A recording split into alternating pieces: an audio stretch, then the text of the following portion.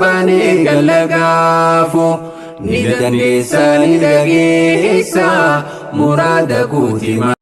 واو واو واو ما شاء الله ما شاء الله ما شاء الله تبارك الله. أستاذ سعيد بالي هذا منا إساتي وجي بغنغان دفتني ما شاء الله تبارك الله. هذا منا إسا بشنن سيسا نانو جاء تك موجة جمع تك نفكاتك نجالا موجة تك أودا. هذا منا إسا كنا فوديري وجاء تك مو كنجالا ما شاء الله تبارك الله. خرابولا هذا منا إسا بشنن سيسا ما شاء الله تبارك الله. هجنين دلوما هجنين أريف لأ ilmaan hedduu horaa alimman akka keessanii rabbiin isinirraa haa baasu. maashaallah tabaarakallah. mana ofiiti wajji bashannanuun immoo gammachuudha.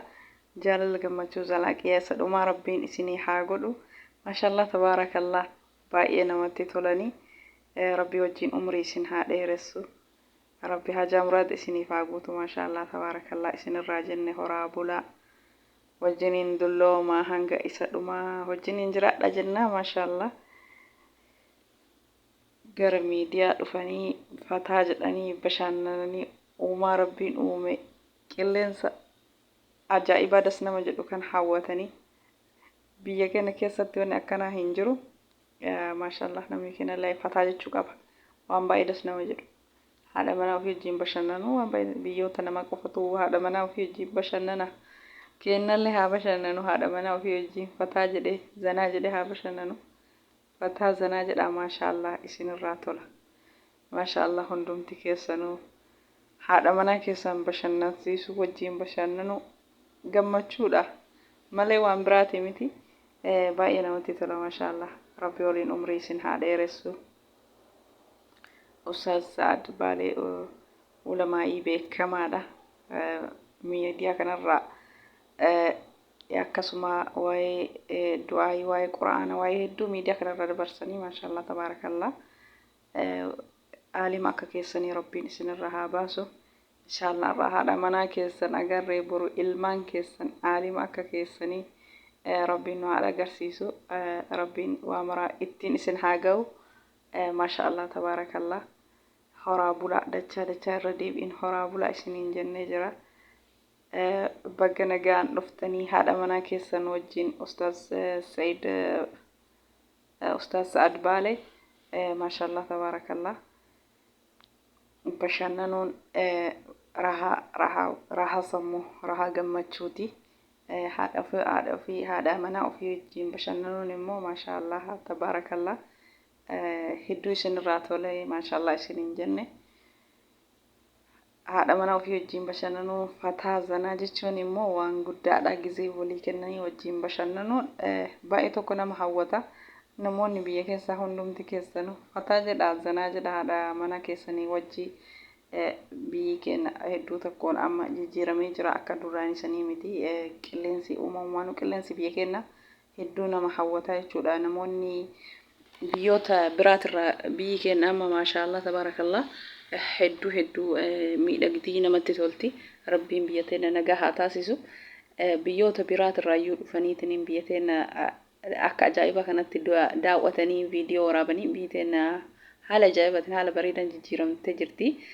biyyoota biraatu das jettee jirti jechuudha. iddoon biyya keenya bashannanaa daawwannaa keessumaayyuu namoonni hedduun amma Saudi Arabiyaa kanarraa deemanii biyyi keessan akka ajaa'ibaa kanatti bareeddii biyyi keessan viidiyoo waraabanii akkasuma hiriyoonni isaanii viidiyoo waraabanii walitti agarsiisanii buna biyya keenyaa kanallee dhuganii biyya keenya iddoo garaagaraa bashannanaa keessa deemaniitiin biyyi Itoophiyaa baay'ee bareeddii jedhanii biyyi teenya uumama rabbiin badhaasa addaa kenneefi biyya teenya rabbiin nagaa fi gammachuu haa godhu. biyya teenya nagaa fi gammachuutu keessaa dhabame.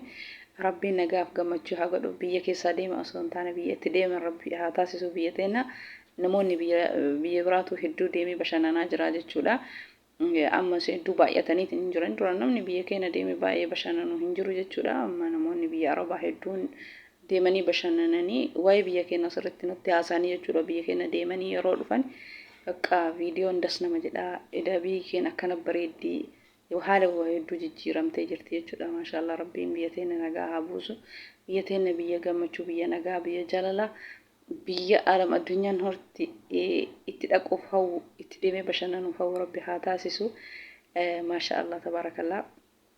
Bakki hedduutu jira biyyoota keenya keessa iddoon bashannanaa waa'ee viidiyoo ustaas Sa'ad Baaleetirraa kaasee. Kanaafuu isin hundumti keessan warroonni haadha manaa qabdan bashannana fataa jedha haadha manaa keessaniif yeroo kenna jaalala kennaa fi yoo sanonni hunduu tolti jechuudha. Das nama jedha jechuudha. Viidiyoon kiyya kaarraa kana fakkaataa hordoftoota kiyyaa waa'ee ustaas Sa'ad Baaleetirraa kaasee biyyoota keenya namoonni hedduun ni deeggaraa jechuudha. Uumamaan daawwannaan turistii garaagaraa hedduu kan nama hawwatu waa'ee biyya keenyaa haalan ibsanii jechuudha. Akkasuma biyyi keenya baay'ee nama hawwataa jechuudha. Wanni uumamaan magariisni dachee biyya keenyaa waa hedduutu namatti tola. Inshaallah rabbiin biyya teenya kan nagayaa, kan gammachuu, kan itti namni rahaa argatee jiraatu rabbi haa taasisu. Viidiyoon kee har'aa kana fakkaataa waan dhaggeeffataniif hordoftoota kiyyaa hedduu naaf galatoomaa. Haga viidiyoo biraatii walitti deebinutti assalaamu alaikum warahmatullaahi wabarakaatu. Turtii gaarii hordoftoota kiyya. Baay baay. Bani galagaafu ni dandeessa ni dhageessa muraada guutima.